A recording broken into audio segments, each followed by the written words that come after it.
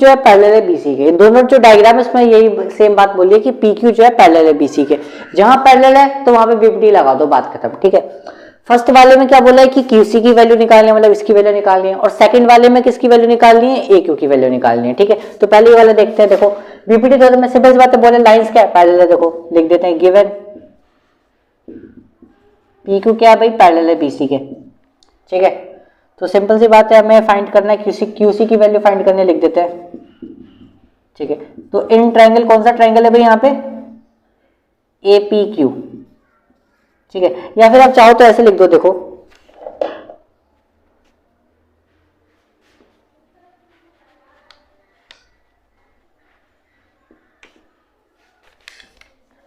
यहीं पे लिख दो ऊपर सबसे पहले इन ट्रायंगल एबीसी। ठीक है, गिवन है कि पी क्यू पर क्या है, पैरेलल है बीसी के। ठीक है, तो सिंपल सी बात है, हमें क्या करना है, हमें तो बीपीटी लगा देंगे अब। ठीक है, ले देंगे by BPT theorem, by BPT theorem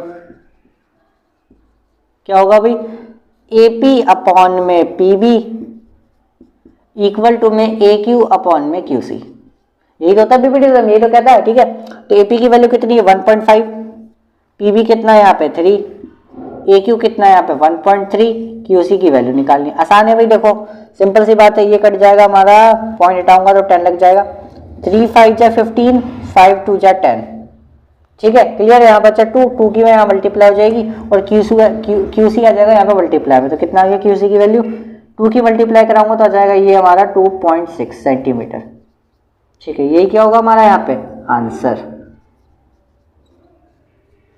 ठीक है, आसान सवाल था। देखो ये वाला देखो सेम यही है, इन ट्रायंगल कौन सा भी, ए बी सी दिया हुआ है, गिवन है ये हमें कि पी क्यू जो है पैरेलल है बीसी के। जब पैरेलल है तो मैंने कहा बीपीटी थ्योरम लगा, जहां भी पैरेलल मिले तो बीपीटी थ्योरम लगा दो। तो बाय बीपीटी थ्योरम क्या हो जाएगा भाई, एपी अपॉन में पीबी इक्वल टू में ए क्यू अपॉन में क्यूसी। देखो भाई एपी की वैल्यू दी हुई है 3, पीबी की वैल्यू दी हुई है 5, ए क्यू हमें निकालना है और क्यूसी की वैल्यू यहाँ पे दे रखी है कितनी 5.3। ठीक है, देखो कुछ नहीं होगा, ये जाएगा जरा मल्टीप्लाई में, क्या होगा ये मल्टीप्लाई में होगा, तो मल्टीप्लाई कर देते हैं भाई, कितना आ जाएगा ये, 3 जा 9, 5 3 जा 15, 15.9/5 इक्वल टू ए क्यू। ठीक है, इतना आ गया, इतने पे छोड़ना चाहते तो कर दो, इतने पे वैसे डिवाइड होगा, ये और होगा डिवाइड। ठीक है, तो डिवाइड कर देते हैं इसको, जैसे मैं डिवाइड करता हूँ 10 से। ठीक है, पॉइंट हटाया तो 10 लग गया नीचे, अब 5 से इसको डिवाइड कर दो, फिर पॉइंट जो है शिफ्ट कर देना आगे। ठीक है, तो मैं 5 को इससे डिवाइड कर रहा हूँ तो कितना आएगा यहाँ पे, डिवाइड करके देखते हैं। चलो आ जाओ डिवाइड कर लेते हैं यहाँ पे, 159 डिवाइडेड बाय 5, 5 3 जा हो गया 15 भाई, खत्म बात।